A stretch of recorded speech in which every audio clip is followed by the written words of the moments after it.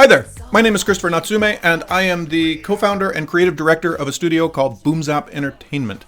We're a casual game studio. We make games for PC and mobile, and we've been doing so since about 2005. And today I would like to talk to you a little bit about how we run our studio, which is an entirely virtual studio. Everybody lives at home, everybody works at home. We've been doing this with people spread across the world in places like the Philippines and Singapore, Indonesia, Malaysia, Ukraine, Japan for over 15 years now. And as everybody knows, there's an enormous global pandemic happening right now, which has forced a lot of people to move to a work from home situation. And it's very fascinating for me because for a lot of people, this is a big struggle. But for us, we've been doing this for over 15 years. And for us, the change in our studio is negligible. We're moving forward the way we always have. And everybody's working from home pretty much the way we always did. Now, 15 years ago when we started this was still a very new idea. And we got a lot of stress from other people telling us that it can't be done or it can't be done well or someday we are going to have to do something different and blah, blah, blah, blah, blah. Over 15 years, the world has changed and more studios are working like us, not just in games, but in other industries as well. And it's become a sort of more understood way of working. But there's still a lot of people out there who have been extremely resistant to this. And right now, in the middle of this situation that we're in, when people are being forced to go home and work like this, my fear is that it's going to be like that situation where a father gives his son 5 packs of cigarettes and says, smoke all of those. And after you smoke them, you're like, oh God, I never want to smoke again. I worry that for a lot of people, going home and working from home is going to be like this. They were forced into this. They didn't really know how to do it well. They struggled. It was a bad experience. And when this is over, they're going to be like, yeah, buddy, this is a terrible thing to do. Let's not do this again. It doesn't have to be like that. I can tell you that we've been doing this for a very long time. There are successful strategies that you can use to do this well, and I want to share those with you. So there's a lot of information to go through here, and because I know it's a lot to all digest at once, I've actually separated it into 5 videos. This is the first of those videos where I'm going to talk about the reasons why you might want to do this sort of thing. The second video is going to be talking about the reasons why people will tell you you can't do it, or the kind of problems that you might face, and how we overcome some of those problems. The third video, I'm actually going to go into details about how you would structure a studio to run in this way, how you would hire people into the studio, and how you would run that.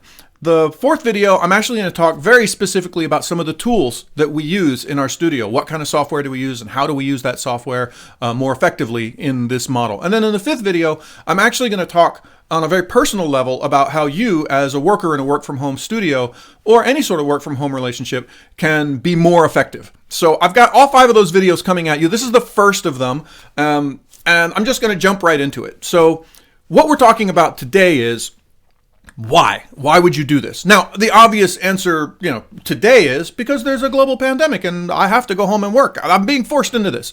But this isn't, I hope, going to always be the case. And we're going to come out of this. And at the end of this, a lot of people are going to say, hey, it's time for you to get back in the car and go back to work.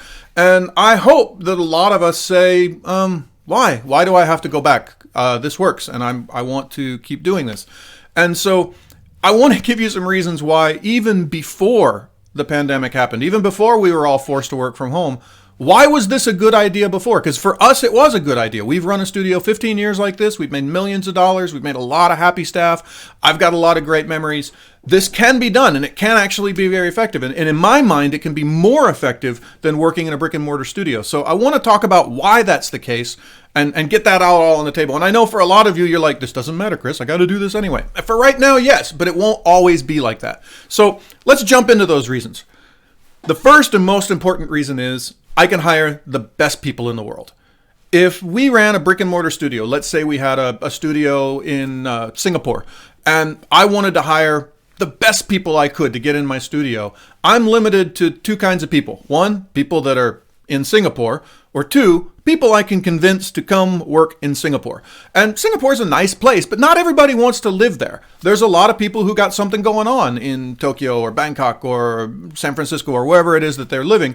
And to convince them to come to my studio in Singapore, it may actually be impossible. Or if it is possible, I may have to pay them a lot of money and it may be very difficult to get them to come to where I am.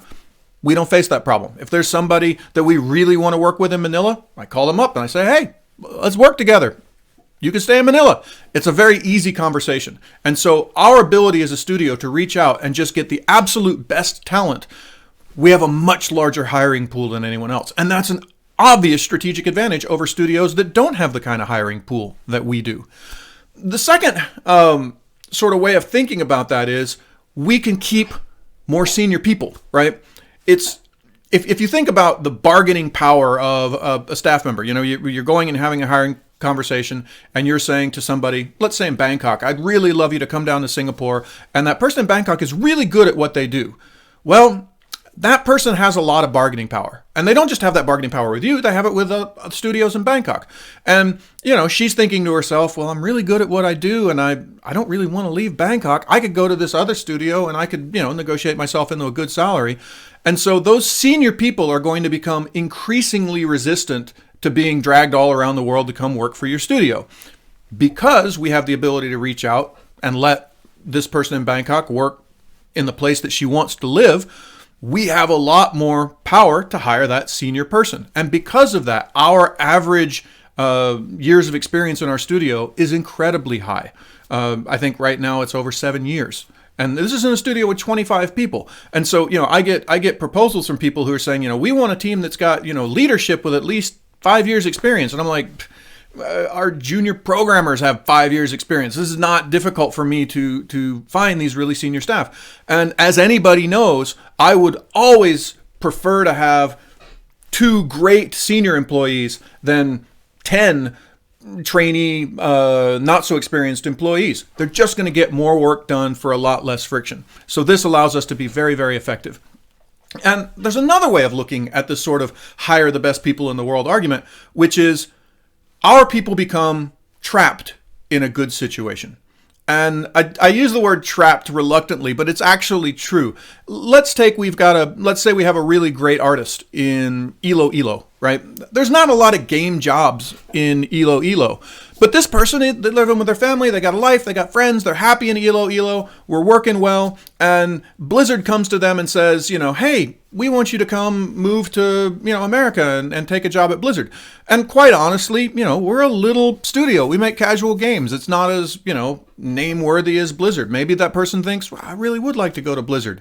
But they also think, if I go to Blizzard, I got to abandon my family, I got to abandon my life here, I got to leave this great situation that Boomzap allows me to have. It's going to take a lot more for Blizzard to talk that person out of my studio. And so we have incredible levels of retention in our studio. If somebody comes and works for me and I don't lay them off or fire them, they're going to be there for a very long time. The 2 first people we ever hired in our studio, they're still here. They're still working with us. And they've got great lives that they've put together working with our studio. It's going to be very difficult for anyone to convince someone to come in and take people out of our studio unless they can offer them what we offer them. And in fact, the only studios that have successfully, poached from Boomzap, that have successfully convinced people to leave Boomzap, have almost always been other virtual studios that could offer them the same thing that we're offering them, which is the ability to live and work from home. And so this is an incredible competitive advantage that we have over brick and mortar studios.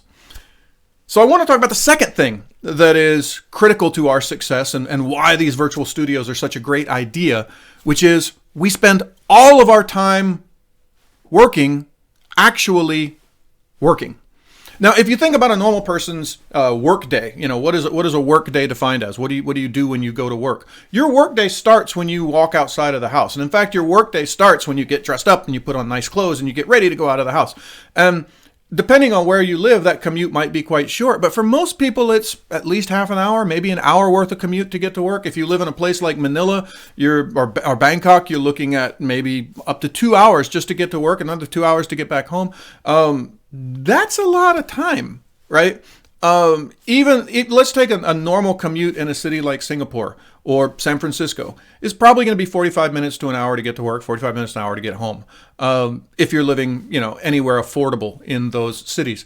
And so that's how many hours a week, right? I'm going to take an hour in the morning, an hour in the evening. That's 2 hours a day. I got 5 days in a week. That's 10 hours a week that I'm spending doing nothing, right?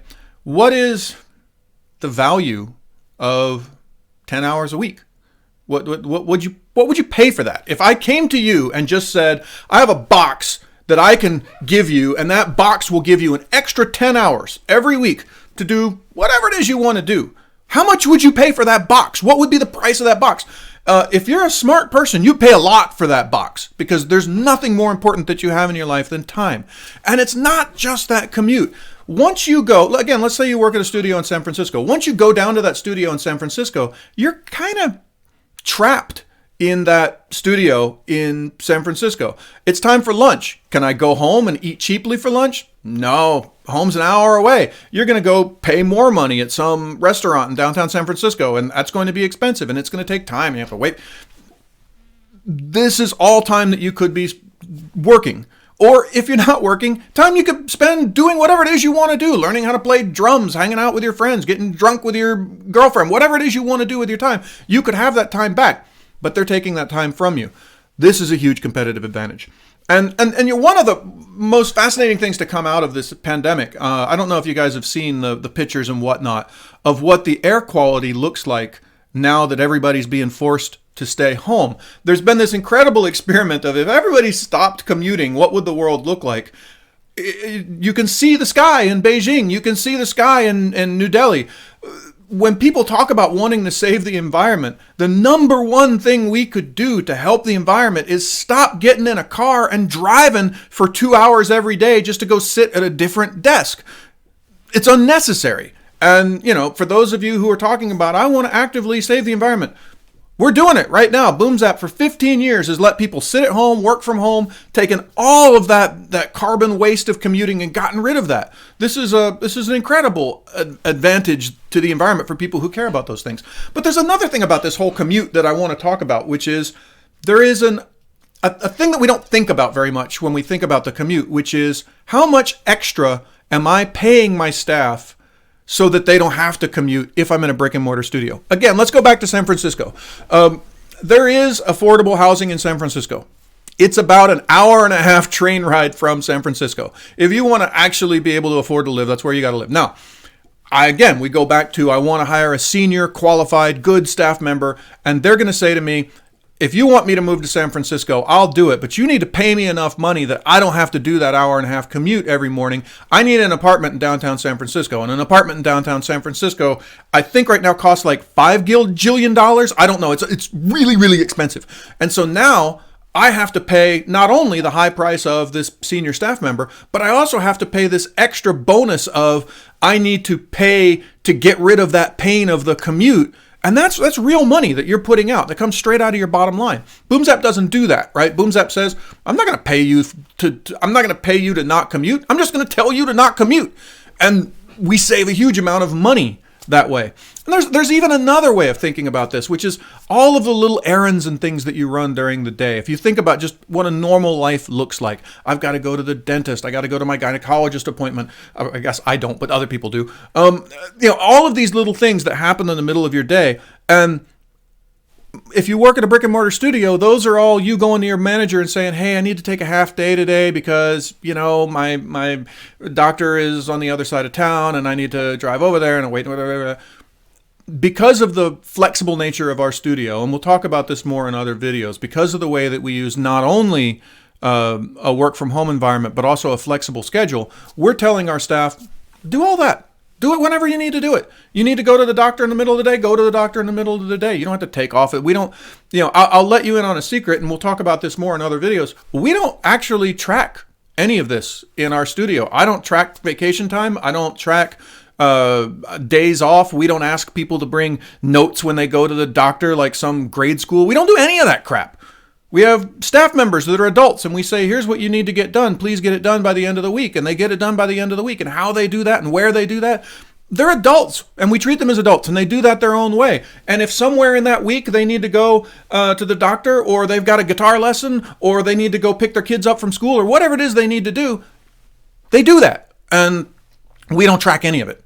And this is an incredible level of freedom for our staff. This is the amount of happiness this brings us it's hard to put a dollar value on it, but there is a dollar value on it because they're able to put all of that time together and do all of this very efficiently because their doctor's office is probably near their house and because their kid's school is probably near their house. They aren't having to take a half day to commute back home to deal with their PTA meetings. The PTA meetings are right there where they can get a hold of them. So it's not just that our staff is happier, which has a real value. There is an actual bottom line. We spend more of our time at work doing work and less of our time dealing with having to get to this place and deal with this place where we define as work. This is a way better way of doing stuff. And it's almost impossible for me to overstate how valuable this is to our staff and how valuable I put it in my life, and there's been times where people have offered me jobs since I've started this studio. I get, I've been making games for 25 years now. I get job offers pretty regularly, and some of them for quite a lot of money.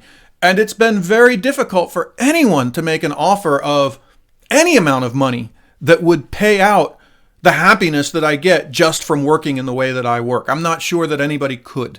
So this is huge. The third thing I want to talk about. So we've talked about, spending all of our time at work working. We've talked about hiring the best people. But the third thing, and I think this may be one of the most critically misunderstood parts of working from home, is we are more focused, we are more concentrated, and we are way more creative working in this environment than we ever were working in normal brick and mortar studios. And I know that's counterintuitive. I know a lot of people, one of the first things I hear when I talk to people and they say, oh, you can't do a virtual studio or this is an impossible way to work. One of the first things they say is, well, we're a creative studio and it's very important for us to have everybody in the same room so that we can be creative. Let me be the first to tell you, as a person, and I'm not just a manager of creative people. I am somebody who has done hard creative work for decades. I've done game design and level design and system design. I've done writing. I've done script writing. I've done all kinds of creative work over the last, 30 years of my working life. And none of it was improved by being in a big room full of people. All of the hard work that I've done, all the real hard creative work that I've done has been me sitting down and sorting out problems. And for that, I need a quiet space. I need to concentrate and I need to be left the heck alone. And I think part of the problem of this is there's a lot of managers who haven't done that creative work, or even creative people who haven't been given the opportunity to work in this kind of environment that still look at that. I don't know, you watch a movie and you see, oh, here's a bunch of creative people and they're being wacky and they're throwing ideas back and forth between each other. That's not how actual work gets done. Right? If you're putting together a design for a project, it's real easy to say, oh, we should have this game and it should have dragons and it should have wizards and there are all these ideas around. The actual creative work comes when somebody sits down and says, well, where do the dragons go and where do the wizards go? And if I put this wizard here, isn't that going to cause this problem? And all of that requires you to sit down and really think this stuff through. And it's not just game design. It's the same with programming. When you're going to put, especially for programming, to be quite honest, if you're going to sit and put together code, you're going to have a lot of threads going on in your head. And you're thinking, okay, I've got these variables that I'm tracking and, this module is going to work with this module this way. And you sit and you put all of this stuff in your head and you have all these threads and then you're trying to put them all into, and right in the middle of all of that, Bob comes up behind you and says, hey, Chris, how's it going? Did you have a good weekend? And you want to punch Bob in the face because now all that shit's gone. And you have to be like, oh, all right, where was I? That's right. Okay, I was working with this module and these variables. And oh, hey, but we've got a meeting in 20 minutes. We've got to be at that meeting in 20, but I'm right. More time and energy and focus has been lost through that. And I tell you, one of the great crimes of our generation has been the insistence of the value of the open office plan. And thank God science has started to fight it properly. I've thought it was a madness from the time it began, but now finally people are starting to catch on to the idea that this great big room full of noise and distractions is not helping anything. And I don't know how many times I've gone to do a studio visit or something like that, and people have shown me these open office plans, and they're so proud of them. And they're like, oh my God, look at how great this is. We're all, we've got everyone organized by team, and this is where they can really collaborate and really talk to each other. And then but if you actually look at the people who are there, if you actually see what they're doing, they've all got their headphones on, they're all staring at their screen, and they're all desperately hoping that everyone will just leave them the heck alone so they can get their work done. And you feel so bad for them because they're trying so hard to have walls and they don't have them. And it's like watching animals in the zoo that have been put in the wrong kind of cage. And you just think, God, why are you doing this to these people? And these clueless managers that are like, oh, we are so effective. And you're like, no, you were so in it. You're losing so much to this. And we don't have this. I sit down in this quiet room and nobody bugs me. I get to work. If I need to be left alone from the staff for 2 hours to sort this design out, or to write this document, or to put together this bit of scripting, or to listen to these sounds, or to edit this video, or like right now when I'm making this video, everybody leaves me the heck alone. And you know what? If I need to talk to them, they're there. I can go poke at them. We can have conferences. We can do all that. And I'll talk more in other videos about how we collaborate, because we still do collaborate. But when I don't want to collaborate and I want to actually get work done, I can do that.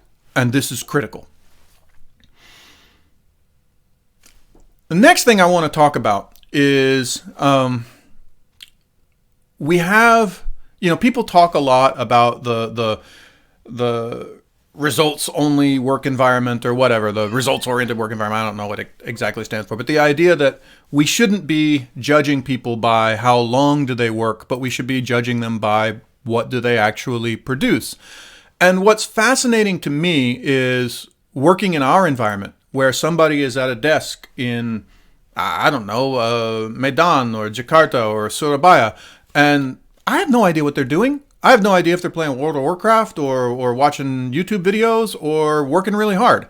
And people get freaked out by that. They're like, oh my God, how do you know if they're not? It doesn't matter. It doesn't matter at all if they're doing that. Because the only thing I care about is, at the beginning of the week, I told them to do these 5 things. And I need these 5 things done by the end of the week. And if at the end of the week those 5 things are done, I don't really care how they did it or when they did it. It's unimportant. What's important to me is that those 5 things got done. And we judge and because of the way we run our studio, I can't judge our studio by anything other than results, because results is literally all I have. I have no idea when you're working. I have no idea what you're doing. I have no idea what you're doing. And this is very uncomfortable for a lot of managers, because they feel the need to have that control. They feel that need to sit over somebody's shoulder and make sure they're working and look at their screens. And, one of the saddest things is people are like, if we send them all home to work, maybe we should have them, monitor their computers, or stop all of that. Look, even in your brick and mortar studio, I promise you, your staff is screwing around when they want to screw around. And if you've got a staff member and he's useless, it doesn't matter if he's sitting across the room from you and you're staring at him all day. I promise you, if your monitor's not facing him, he's still playing solitaire. If he's useless, he's useless. And it doesn't matter where you put him, he's still going to be useless. And the good people who are doing work, they're doing it not because you're watching them and making sure they're doing it. They're doing it because they enjoy the work.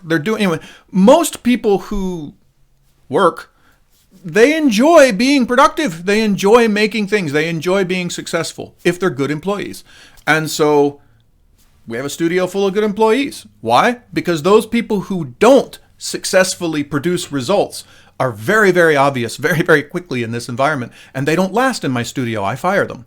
Right? And those people who do produce good results, I don't care how they did it. I don't care why they did it. I care that they did it. And they last in my studio, and they get promotions and they get raises and they do well. This is the way we've been told for years that we ought to be. And so if you want to have a results only work environment, this is it. This is how you do it. Send them home, let them work the way they want to work. Don't track their hours, don't track anything but tasks. This is how we do it. The next thing I want to talk about, the real value, why would you be in this virtual environment, is you have the ability to be where you need or want to be. And this is something that I think really gets underplayed. There's a lot of obligations that people have, and we don't talk about those a lot. One of the wonderful things about living in the current times has been that we've started to talk about these things. We've started to talk about different people have different needs and different abilities and different things that they need to do. I'll tell you a couple stories about people that have worked at our studio and how this has been successful for us. I have one staff member, and he has a profoundly disabled child. And the profoundly disabled child needs a lot of help. Somebody's got to help him go to the restroom. Somebody's got to help him, feed and do all the sort of things that people need to do. And if he weren't home working with us, they would have to figure out how that thing happens, right? It means somebody else wouldn't be able to work, or it means they would have to hire somebody, or it means they would have to, maybe have their son put in a place where he can be taken care of during the day. That's a huge obligation. And that's something that he can't get out of. It's his son. This is way more important than any work he'll ever do. This is the most, there's nothing more important to a person than their family. And instead of all those other things, we've told this person, stay at home, do those things, work, do those things. You can meet that obligation. What is that worth? What is the value of that? Is that worth $10, $100, $1,000? What is that worth per month? I give you an answer, a lot. It's worth a whole lot, right? And not just in the sense of like, well, if I forced him to come into a studio in Manila every day and he had to drop his son off at a daycare facility and the daycare facility would cost X amount of money. It's not just that. It's also, he wouldn't be there. He wouldn't get to spend that time with his son. Somebody else would be doing that thing. And this is important to him. He's a good father. That's an obligation that a lot of other studios can't meet. And that's one of many examples. I have another staff member, a really wonderful artist, and she has a grandmother who is sick, and somebody has to take care of grandma. And again, in most other situations, if she and she's one of the top breadwinning people in her family. She and a large extended family. She's one of the best paid people. If she wanted to continue to be one of the best paid people and work for somebody else as a very good artist, she would have to figure out who's going to take care of grandma. And again, somebody else is going to have to quit their job. Somebody's going to have to hire somebody. Grandma's going to have to be put in a home. Something's going to have to happen because grandma's got to eat and grandma's got to be taken care of. None of that has to happen. She could take care of grandma. She can live that obligation and she can work. What's that worth? How much money is that worth? And these are extreme examples. These are cases in which there's a very heavy obligation on somebody. But there's also other stuff. How many people do you know that ran into the problem of the married couple and one person in the married couple got offered a great job in another city? And you really want to take that job. But this person, they have a great job in the city that they're living in right now. And now they're put in this difficult position. Is one of us going to move and we're going to split up and have a long distance relationship? Is one of us going to have to give up our career dreams? At Boomzap, that's not even a question. You want to move? You want to go over there? Great, move, go over there. You still work for us. You work for us over there. It doesn't matter to us, right? And so they can live these needs, these obligations. We're letting people put their lives in front of work in a healthy way. And what is that worth? What is the value dollar of that? I don't know if you can put a value on things like that. Another way of looking at this, for a lot of people, losing their job means that they're gonna have to move, right? It's not really great. If you, and we've picked up a lot of people in this way. Somebody's moved to, I don't know, let's say Manila, and they're working in Manila. They're from the provinces, but they're working in Manila, and they have kids in school, and they have a life put together, and they have friends and things, and now they've lost their job, and now they're thinking to themselves, oh, where do I go? What do I do? I guess I have to get this job in Singapore. Or I have to get this job in Hong Kong. And we can say, no. Stay right where you are. You got a life in Manila. You moved to be a part of that life. Stay in it. Do that thing. What's that worth in a salary negotiation? To say to somebody, no, you don't have to move. Or even somebody in Manila who used to live 10 minutes commute from work and now they have to go find a job, and the job that they find is 2 hours on the other side of Manila. That's really hard, and they have to make that decision. Am I willing to take that 2-hour jeepney ride to the other side of town to work? We say no. We say stay right where you are. You don't have to go anywhere. In fact, we're going to take that 10-minute commute away from you. You work right from home, right? What's the value of all of this? It's enormous, and people don't talk about this. Even people who don't have obligations, they can choose to be where they want to be. We have one staff member who lives in Koh Samui, Thailand. He's not Thai. He just really likes Koh Samui, Thailand. And he's found a cheap place to live there, and he likes to go monofin swimming. I don't even know what that is, but apparently it's cool. And he has a whole life in Koh Samui that there's no game company in Koh Samui. Any other game company would say, no, you get to go Koh Samui on vacations. He's living his vacation in Koh Samui, and I don't care. He's got a good internet connection. He works fine, right? There are other people that we have in the studio that were living in quite expensive locations. They were living in, say, Makati, one of the more expensive places to live in Manila. And after working with us for a while, the light turned on in their head and they said, you know what, I could move back in with my family out in the provinces where life costs like a third as much. And the amount of money that Boomzap is paying me is going to be worth a lot more money. And they did that. And suddenly they're living very well somewhere else. And they've moved to these lower cost locations. All of these abilities to use moving to meet obligations, to lead a better life, to be a better father, or to be a better husband, or to be a better daughter, or any of these relationships, this is, I don't know how you put a dollar value on that. And looking at the modern world and how we be better people, how do you not want to do this? I don't know. Another thing that I want to talk about that, and this is sort of the last thing that I'm going to talk about and there's more reasons to do this, but these are the big ones. The last big reason why I think the way that we run our studio is profoundly important is we can scale in a way other people just can't scale. You know, if you look at, I have friends that run game studios or other kinds of studios as well. And they're like, yeah, we just got this new project. And when we got this new project, we're going to have to hire 15 more people. And the office that we're in isn't really big enough for 15 more people. So we're going to have to move to this other office. We have to deal with this lease and get a new lease. And, we have to buy a bunch more desks and computers and all this other stuff. And so, one of the funniest questions I get when we're talking to publishers about projects is they're like, can you scale to do a project this big? And I'm like, yeah. And they're like, how soon? I'm like, next week. It's painless, right? And I've done it. I've had times where we needed to run a new project. And, obviously we've been doing this a while and we have a large network of contacts, a large network of people that we can get in touch with. But when we need to scale up, I get on a couple, messenger conversations, and within a week, I get double the size of my studio. And I know this because I've done it before. I've done it numerous times. And, on the uglier side of it, sometimes the studio doesn't have work and you have to scale down. And it sucks. But if you're in a great big office and you've got all these desks and computers and chairs and office space and all of that, and you need to cut half of your studio, it's a real problem, right? Because those hard costs don't go away very quickly.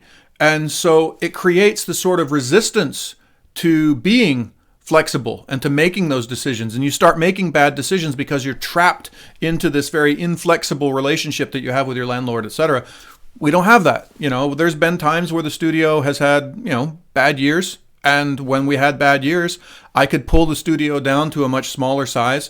The people that were still here could survive and ride out the bad times. And then 4 or 5 months later, we could expand out again. And in many cases, when we expanded out again, we rehired a bunch of the people that we had to let go. But because we were able to weather that storm and get past those few months, there was still a studio a few months later that could functionally, bring those people back. Where had I been a brick and mortar studio, and I can tell you this factually, if I had been running the studio in Singapore, we would have been bankrupt years and years and years ago because of this.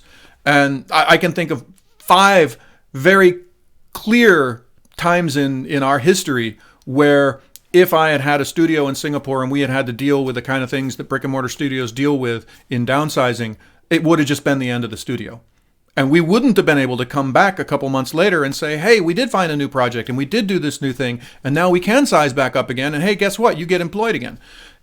We wouldn't have been able to do that. And so this is extremely powerful. And it's allowed us to be very nimble and very flexible, take on projects that other studios couldn't have taken on because they said we can't scale that fast, etc. This is an enormous competitive advantage. So going back over, we have a studio where we can hire the best people from anywhere in the world, right? We can have those people spend all of their working time actually working. We know that the work that they're doing, they're having more focus, more concentration. They're doing better work, right? When we're judging how they're doing their work, we're judging them entirely on their results and not on how many hours they're spending in the studio. And in doing all of that, we're managing to keep very senior staff for a very long time, right? And we're making sure that those staff are being able to meet their obligations and live where they want to live and lead the lives that they want to lead. And we can do this in a flexible model where we can upsize and downscale whenever we need to. And people ask me, how do you make this work? And my answer to so many studios is like, how do you make what you do work? because what we do is really good. And the way you're doing it is really 1985, and you're dealing with all of these problems that we don't deal with. And so it's really funny to me because people are always, I've had a lot of people call me lately and ask, hey, Chris, can you tell me how we can survive working? And I'm like, can you tell me how you still survive working the way you do? Because the way you do is really inefficient. So that's my take on why should you run a virtual studio. Now, as I said before, I've got a couple more videos for you. The next video, we're going to talk about some of the things they're going to tell you can't do, or the problems that we face and how we face those. It's a very useful video, especially for dealing with the people who are like, you can't do that. Trust me, you can do that. We've done it. I'll tell you how. I've got another great video talking about a lot of the processes that we use to run this studio. I have another video where I talk about the actual tools that we use. And then I have a last video, which I think will be particularly useful for everybody, about how do you, not we, but you yourself actually work better in this kind of environment. So I hope this has been useful to you, and I hope those other videos are useful. If you have any questions or anything, I'm going to put this up on YouTube. There's comments down there. I'm also going to edit this video, and theoretically there's going to be some, links or something on screen right now. We'll figure out I'll see if I figure out how to do that. I'm not a great video editor. But if I can, there'll be links and stuff to our Discord and to our live stream. I actually do a live stream every now and then where we talk about game development, and I've got a Discord where we talk about game development and our games. I hope this is all useful to you. Thank you very much.